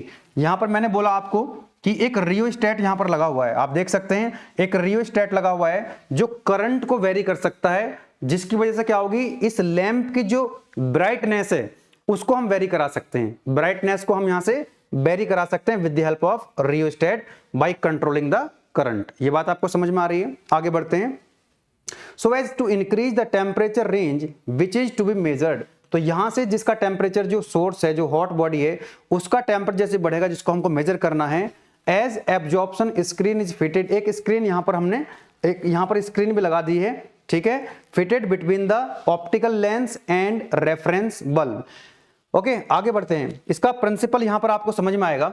Yes, एक डायग्राम यहां पर बना हुआ है, इसी डायग्राम को जूम करके वहां पर बनाया हुआ है, ठीक है। यहां पर देखो आप, इधर से हॉट ये रेडिएशन आएंगे, यहाँ से लेंस लगा हुआ है, ये एक लैंप लगा हुआ है जो बैटरी ऑपरेट कर रही है। इस बैटरी के अंदर रियोस्टेट मतलब यहाँ पर एक रियोस्टेट है जो करंट को वेरी करेगी। करंट को वेरी करा करके हम इस लैंप की जो इंटेंसिटी है ब्राइटनेस की, उसको हम वेरी करा सकते हैं। अब आपको यहाँ से समझ में आएगा कहानी कि कैसे हम ब्राइटनेस की हेल्प से सोर्स का टेम्परेचर मेजर कर सकते हैं। As shown in the figure using the rheostat, ये वर्किंग की बात हो रही है। Current can be vary in the tungsten lamp, ये जो टंगस्टन लैंप लगा हुआ है इसमें हम करंट रियोस्टेट की हेल्प से करंट को वेरी करा के ब्राइटनेस को वेरी करा सकते हैं। So the vary the brightness, current को वेरी करेंगे तो ब्राइटनेस वेरी होगी। अब समझना यहां पर क्या होगा, ये तीन इमेज बनती हैं। यहां पर जो तीन इमेज बन रही हैं, एक इमेज, दूसरी इमेज और तीसरी इमेज, यहां से आपको समझ में आएगा कि कहानी क्या है। The image of the reading source, यानी कि जो हॉट बॉडी है उसकी इमेज क्रिएट होती है produced by the object lens system. और ये जो इसकी जो इमेज क्रिएट हो रही है, ये जो इमेज क्रिएट हुई है यहां पे आप देख सकते हैं, ये किसकी वजह से हो रही है, इस पूरे मैकेनिज्म की वजह से हो रही है जो लेंस वाला सिस्टम है। The electric current through the filament is very while being viewed the through a filter and eyepiece, मतलब इस इस रियोस्टेट की हेल्प से हम करंट वेरी करा रहे हैं तो इस आई की हेल्प से, आई पीस की हेल्प से हम उसको ये देख पा रहे हैं, मतलब उसका व्यू जो है हम चेक कर पा रहे हैं। The view shall appear one of the types of the figure, ये जो तीन फिगर आपको दे रखे हैं, जब आप उसको यहां से देखोगे, यहां से जब आप इसको देखोगे इमेज को, तो यहां तीन इमेज क्रिएट हो सकती है इस तरह की। तो क्या करना है आपको आगे, the filament temperature is lower as compare to hot body temperature, it is less bright and appears darker. मतलब ये हुआ कि आपने जब इमेज देखी इसकी और वो इमेज ऐसे दिखाई दे रही है, डार्क है, इसका मतलब जो फिलामेंट का टेम्परेचर है वो क्या है, सोर्स के टेम्परेचर से यानी कि हॉट बॉडी के टेम्परेचर से कम टेम्परेचर है। तो फिर क्या करोगे आप, उसकी जो ब्राइटनेस है उसको चेंज करोगे। But when the brightness of the filament is same, आपको क्या करना है बेसिकली, यहां पे जो मैंने बताया आपको जो रियोस्टेट है उससे करंट को वेरी कराना है, इसकी जो ब्राइटनेस है उसको वेरी कराना है। तो जब इसकी ब्राइटनेस और इसकी जो ब्राइटनेस है वो सेम हो जाएगी, तो उस स्टेट में जो टेम्परेचर होगा इस लैंप का, इस फिलामेंट का, वही टेम्परेचर किसका होगा, इस बॉडी का होगा, इस हॉट बॉडी इसका सोर्स का टेम्परेचर होगा। तो देखो यहां पर आप देख सकते हैं ये वाली जो इमेज है वो करेक्ट इमेज है, ये डार्क है, यहां पर ये आपको इस तरह का दिख रहा है। तो जब आपको ऐसी वाली इमेज दिख जाएगी, इसका मतलब जब आपको ऐसी इमेज दिख जाए तो समझ जाना कि अब उस स्टेज में, उस पॉइंट पे जो टेम्परेचर इस लैंप का है, जिस फिलामेंट का है, वही टेम्परेचर उस हॉट बॉडी का है। वही चीज यहां पर लिखी गई है, ठीक है, ये लिखा, but while the brightness of the filament is same as that of the hot body, जब हॉट बॉडी और जो ब्राइटनेस है लैंप वाली वो जो मैच कर जाती है, तो at this state the temperature of the filament is equal to the that of the hot body. Hot body का और फिलामेंट का टेम्परेचर क्या होगा उस स्टेज में, बराबर हो जाएगा। Tungsten filament lamp is so calibrated that for non current and temperature of the filament. पूरी कहानी है कैलिब्रेशन की। तो मैंने क्या बोला आपको कि इसकी जो ब्राइटनेस है वो किसके साथ कैलिब्रेटेड है, वो आपकी हॉट बॉडी का जो टेम्परेचर है उसके साथ वो कैलिब्रेटेड होती है। या फिर आप ऐसा समझो इसको कि भाई इसके अंदर जो हम रियोस्टेट से हम करंट को वेरी करा रहे थे, तो करंट किसके साथ कैलिब्रेटेड है, ब्राइटनेस के साथ। किसके साथ है, इस लैंप की जो ब्राइटनेस है वो उसकी करंट के साथ कैलिब्रेटेड है कि भाई इतनी करंट होगी तो इतनी ब्राइटनेस है। और जब ब्राइटनेस इसके साथ ये मैच कर जाएगी वो इमेज क्रिएट होगी। जब ऐसी इमेज क्रिएट हो जाएगी तो समझ जाओ कि सोर्स का वही टेम्परेचर है जो इसका है, लैंप का। चलो आगे बढ़ते हैं। नेक्स्ट, ऑप्टिकल पायरोमीटर मैंने आपको बता दिया, इसकी एप्लीकेशंस हैं, कहां पे हैं, फर्नेस में यूज होता है, मोल्टन मेटल, ये समझ जाओ कि जहां पर ज्यादा टेम्परेचर होता है वहां पर ये यूज होता है। Steel manufacturing, glass production, ceramics manufacturing, furnace, है ना, एरोस्पेस इंजीनियरिंग, जहां जहां पर टेम्परेचर रेंज बहुत ज्यादा होगी वहां पर ये यूज होगा, ठीक है। एडवांटेज डिसएडवांटेज आप लोग एक बार देख लीजिएगा, हो सकता है कि जल्दीबाजी में एक आध लाइन मेरी इधर उधर हो गई हो, ठीक है ना, तो उसको मैनेज कर सकते हैं। नेक्स्ट आता है आपका मेजरमेंट ऑफ फोर्स, कि फोर्स को कैसे मेजर करते हैं। एक बार मैं टाइम देख लेता हूं, वीडियो कितनी लंबी ना हो जाए बहुत ज्यादा। इट इज 1 घंटा 8 मिनट की हो गई है, तो लगभग 1.25 से 1.5 घंटे के बीच में ये हमारा पार्ट कंप्लीट हो जाएगा। फर्स्ट पार्ट मैंने बताया था पहले कि यूनिट थोड़ा सा लेंथी है लेकिन थ्योरेटिकल है, फिर भी इसका जो पार्ट 1 हम कर रहे हैं अभी ये 1.5 घंटे के आसपास हो जाएगा, और जो नेक्स्ट वाला होगा वो 1 घंटा, तो 2 से 2.5 घंटे में फिर भी हम इसको कंप्लीट करने का प्रयास करेंगे पूरी कंप्लीट यूनिट को। तो हम प्रोबिंग रिंग की हेल्प से मेजर करेंगे किसको, फोर्स को। तो आप देख सकते हैं नाम से पता लग रहा है ये एक रिंग होती है ना। इसका अगर कंस्ट्रक्शन आप देखेंगे तो ये पूरी क्या है, एक रिंग है। ये किसी अलॉय की हो सकती है या फिर स्टील की हो सकती है, बेसिकली अलॉय स्टील की बनाई जाती है। इसमें आप देख रहे हो ये लिखा हुआ है यहाँ पर अपर एक्सटर्नल बॉस, ये अपर एक्सटर्नल बॉस है।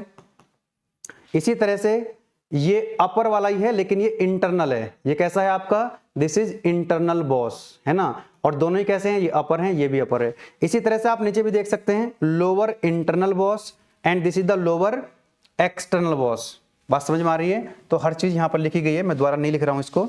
देख एक बार फिर से देखो, ये अपर एक्सटर्नल बॉस है, ये लोअर इंटरनल बॉस है, ये अंदर की तरफ है ना, ये और ये इंटरनल है तो लोअर इंटरनल बॉस है। और जैसे यहां पर ये आउटर है मतलब एक्सटर्नल है, तो यहां पर ये एक्सटर्नल लोअर बॉस है।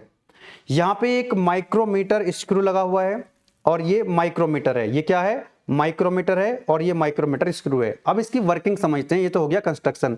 यहां पर एक वाइब्रेटिंग रीड लगी हुई है। क्या लगी हुई है, वाइब्रेटिंग रीड लगी हुई है। ये रिंग है, मैंने आपको बता दिया स्टील।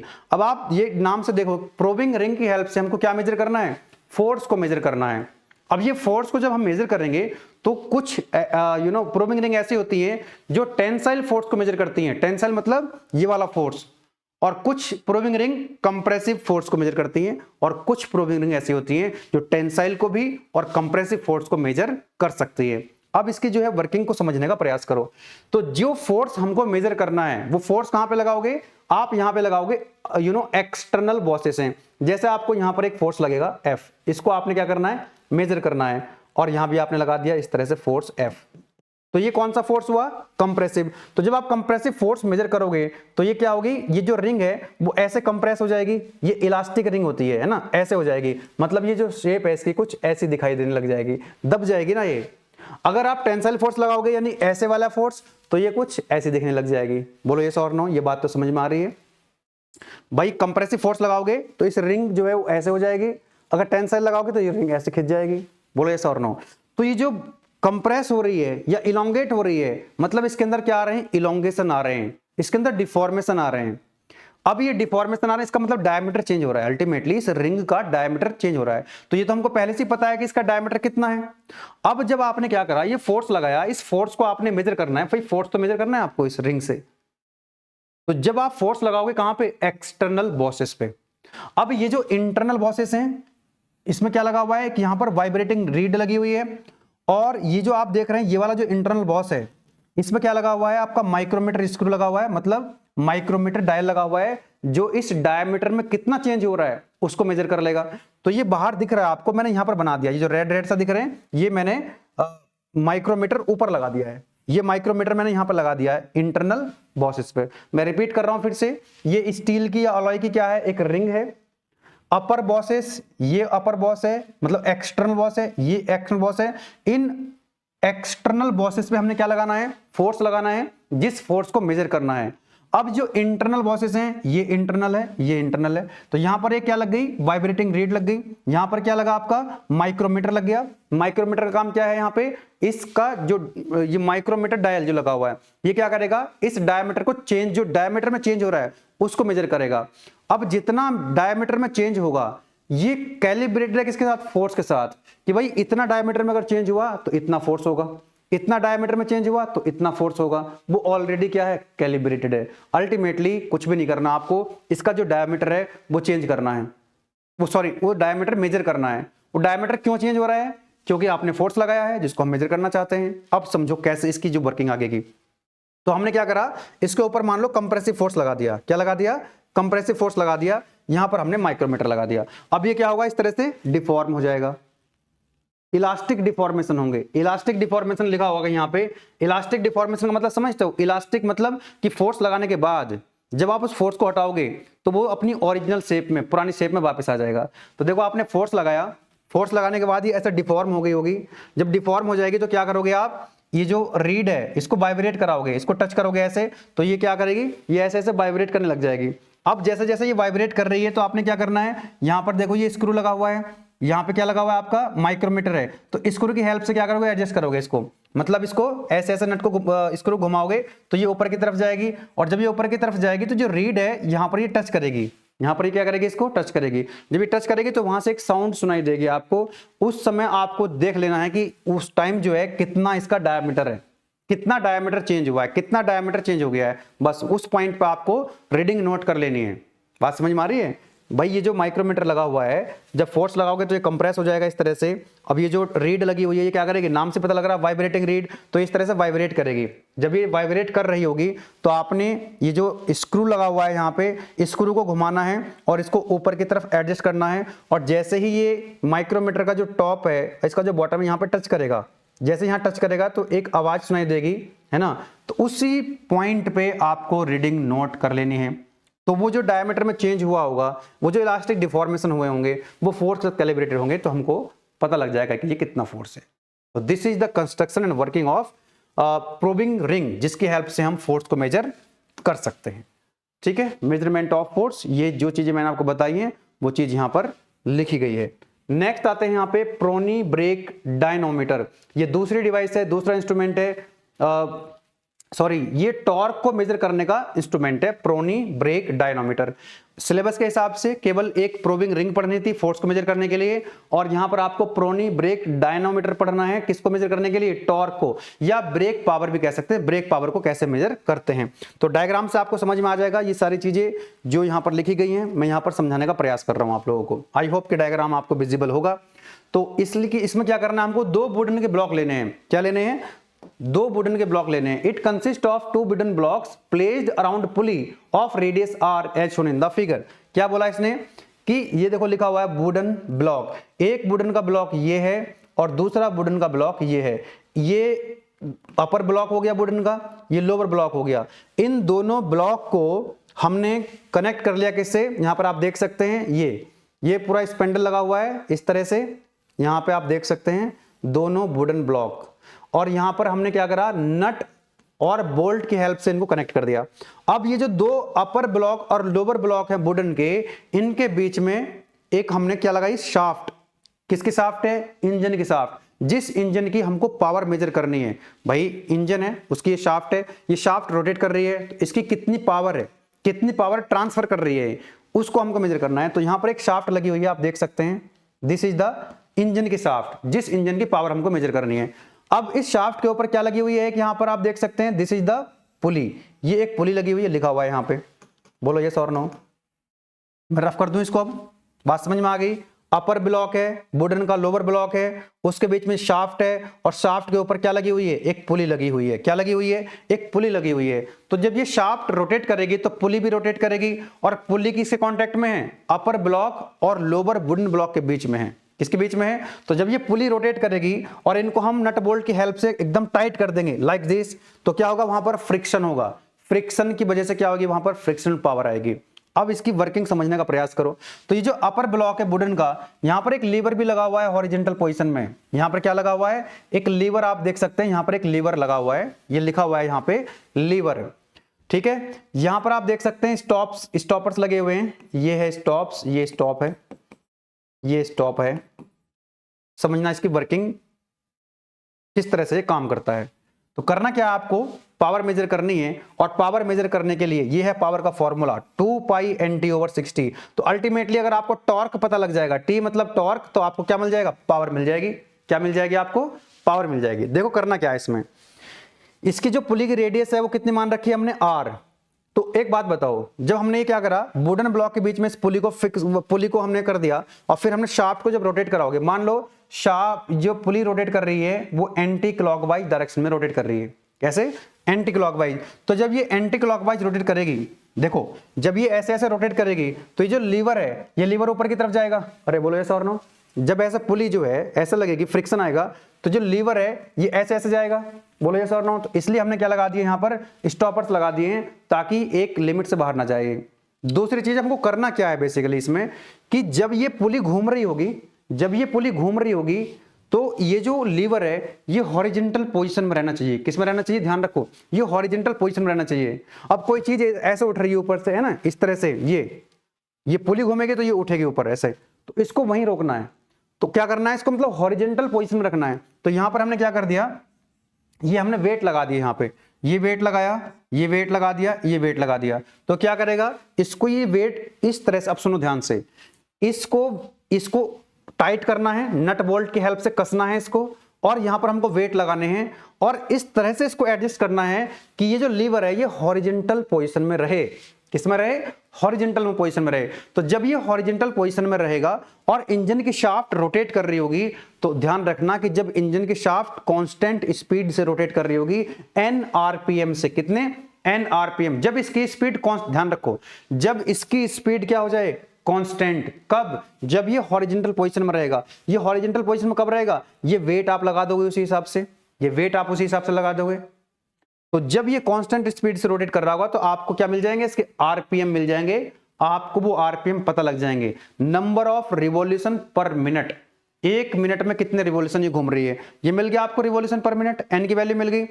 अब ये जो टॉर्क है भाई, आपको तो चाहिए क्या, ब्रेक पावर चाहिए, प्रोनी ब्रेक डायनोमीटर, नाम से पता लग रहा है, ब्रेक, प्रोनी ब्रेक डायनोमीटर से हम ब्रेक पावर मेजर करते हैं।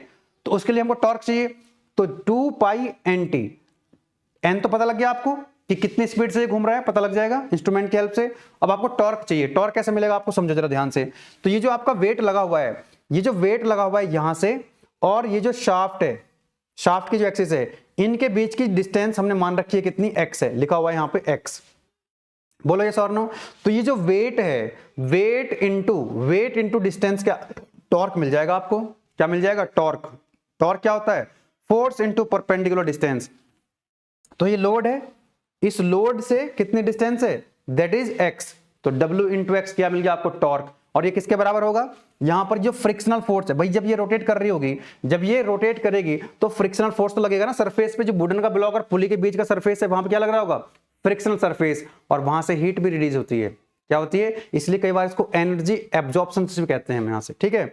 और ये कितना होगा, एफ इंटू डिस्टेंस कितनी है, ये रेडियस कितनी, आर, तो एफ इंटू आर क्या है आपका, फ्रिक्शनल एनर्जी कह सकते हैं, ठीक है ना। तो ये टॉर्क के बराबर हो जाएगा अल्टीमेटली, यहां से आपको क्या मिल जाएगा, टॉर्क मिल जाएगा।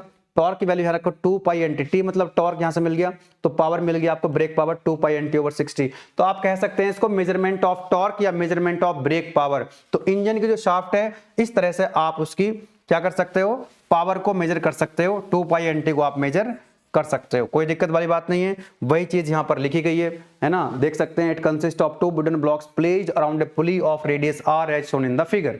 डायग्राम की जरूर प्रैक्टिस कर लीजिएगा। डायग्राम जब एक बार बनाना, 2 बार बनाओ, 3 बार बनाओ, जब तक आप डायग्राम ना बना लो तब तक उसको बार बार बनाते रहो। डायग्राम अगर आपका अच्छा बन जाता है तो मार्क्स आपको मिलने ही है। The pulley is key to the shaft, shaft के ऊपर क्या लगा दी, पुली लगा दी ऑफ द इंजन, जिसकी पावर हमको क्या करनी है, मेजर करनी है। The wooden blocks are clamped by 2 nuts and bolts, ये जो नट एंड बोल्ट्स यहां पर लगे हुए हैं, इनकी हेल्प से हमने इसको कस दिया है। एक हेलिकल स्प्रिंग भी हमने लगा दिया यहां पे, है ना, ये देख सकते हैं, हेलिकल स्प्रिंग लगा दिया है इसको एडजस्ट करने के लिए।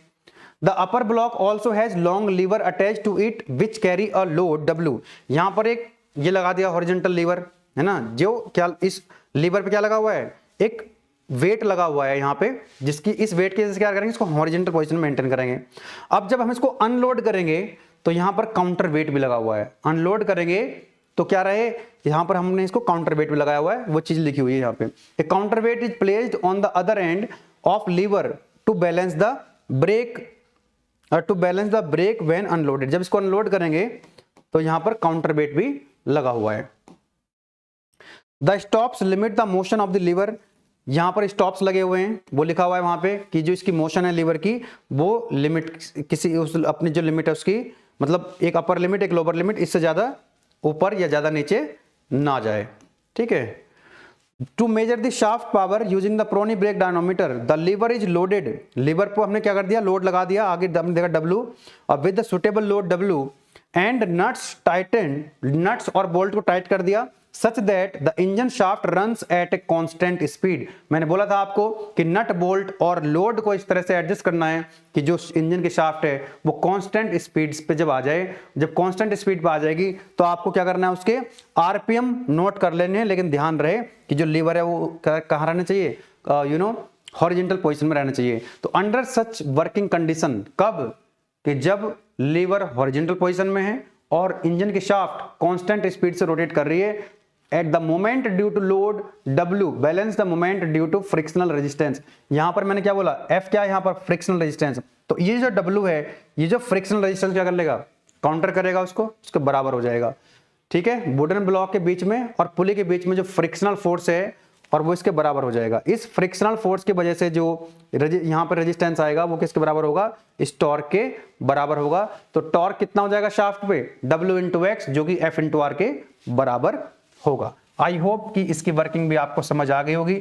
Now you will be in the position to write in the exam hall also. ठीक है, डायग्राम बना लीजिएगा। उसके बाद ये आप देख लीजिएगा बॉन्डेड अनबॉन्डेड इस स्ट्रेन गेज के बारे में, अदरवाइज इसको चॉइस में निकाल दीजिएगा।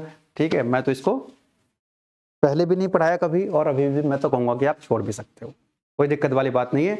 तो ये PDF नोट्स आपको मिल जाएंगे एप्लीकेशन फ्री मटेरियल के अंदर, जा सकते हैं। जो हमारे एप्लीकेशन के अंदर ऑलरेडी काफ़ी संख्या में स्टूडेंट्स पढ़ रहे होते हैं तो वो तो उनको वहीं मिल ही जाते हैं पहले से, कोई दिक्कत वाली बात नहीं है। तो वीडियो को लाइक शेयर और सब्सक्राइब कर सकते हैं चैनल को। कंटेंट अगर आपको लगता है कि यूजफुल है तो आप लोग कमेंट बॉक्स में ज़रूर लिखिएगा कि आपको हमारे वीडियो लेक्चर्स गेटवे क्लासेस के बाकी के जो सब्जेक्ट्स भी हैं क्या अच्छा लगता है, क्या खराब लगता है। अगर कुछ खराब लगता होगा एक दो पॉइंट तो प्लीज़ आप हमको जरूर लिखिएगा। We will try to incorporate in order to improve the system. ठीक है, बाकी इसका जो सेकंड वाला पार्ट बच गया है जिसके अंदर हम मैकेट्रॉनिक्स पढ़ेंगे, वो भी थियोरेटिकल है ना। तो 1 घंटे के आसपास का लेक्चर और है, मैंने एक साथ उसको जोड़ा नहीं क्योंकि वीडियो काफ़ी लंबी हो जाएगी। एक्चुअली पहले ये मेजरमेंट अलग था और जो मैकेट्रॉनिक्स था वो अलग था। इस बार क्या कर दिया है कि यूनिट 4 जो पहले हुआ करती थी और यूनिट 5 दोनों को मिला करके यूनिट 5 बना दिए। यूनिट नंबर 2 अब जो सिलेबस है, लेटेस्ट सिलेबस जो B सीरीज वाला सिलेबस आपका चल रहा है जिसका कोड है BME 101 या 201, इसमें यूनिट 1 और यूनिट 5 थोड़ी सी लिटिल बिट लेंथी है और वो भी इतनी लेंथी नहीं है। अगर हम 2, 3, 4 से कंपेयर करें तो यूनिट 2 और यूनिट 3 काफी छोटी हैं, यूनिट 4 भी ठीक ठीक है, मीडियम सी है, यूनिट 5 थोड़ी सी लेंथी है। और लेंथी तो है लेकिन समय ज्यादा लगता नहीं है इसमें। क्यों? क्योंकि थ्योरी है इसके अंदर, न्यूमेरिकल नहीं है, डेरिवेशन नहीं है, क्योंकि न्यूमेरिकल में समय ज्यादा लगता है। यूनिट नंबर 1 में न्यूमेरिकल भी है, डेरिवेशन भी है, so that is time consuming. वो 2-3 घंटे में कवर नहीं कर पाओगे आप उसको, लेकिन इसको 2 घंटे अगर आपने दे दिए, 3 घंटे अगर आपने दे दिए तो पूरा याद हो जाएगा आपको, ये कोई दिक्कत नहीं है। तो सिलेबस आसान है। कई जगह मैंने देखा है कि बहुत ज्यादा बर्डन फील कराते हैं सब्जेक्ट के अंदर, हालांकि कोई बर्डन लेने की जरूरत नहीं है ना। बेसिक सब्जेक्ट है, कूल होकर के पढ़ाई करो, वन शॉट देखो, एग्जाम से पहले PDF नोट्स पढ़ लो, है ना। PDF नोट्स को संभाल के रखना। कई स्टूडेंट्स क्या करते हैं, अभी वीडियो लेक्चर्स देखेंगे, PDF नोट्स अरेंज करेंगे और उसके बाद वो गायब हो जाएंगे, डिलीट हो जाएंगे मोबाइल से।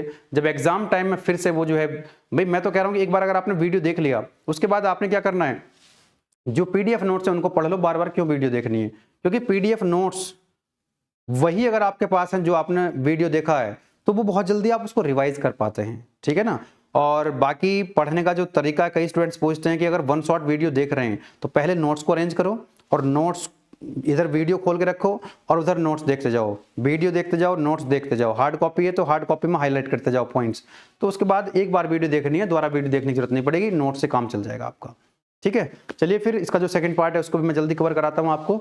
बाकी आप लोगों के जो कमेंट्स आएंगे, जो आप लोग जो लिखेंगे उसके अंदर, उसके आधार पे भी हम कुछ देखेंगे, कुछ चेंजेस करना होगा तो चेंजेस भी करें। बेस्ट ऑफ लक आप सभी को आपके एग्जाम के लिए। Thank you.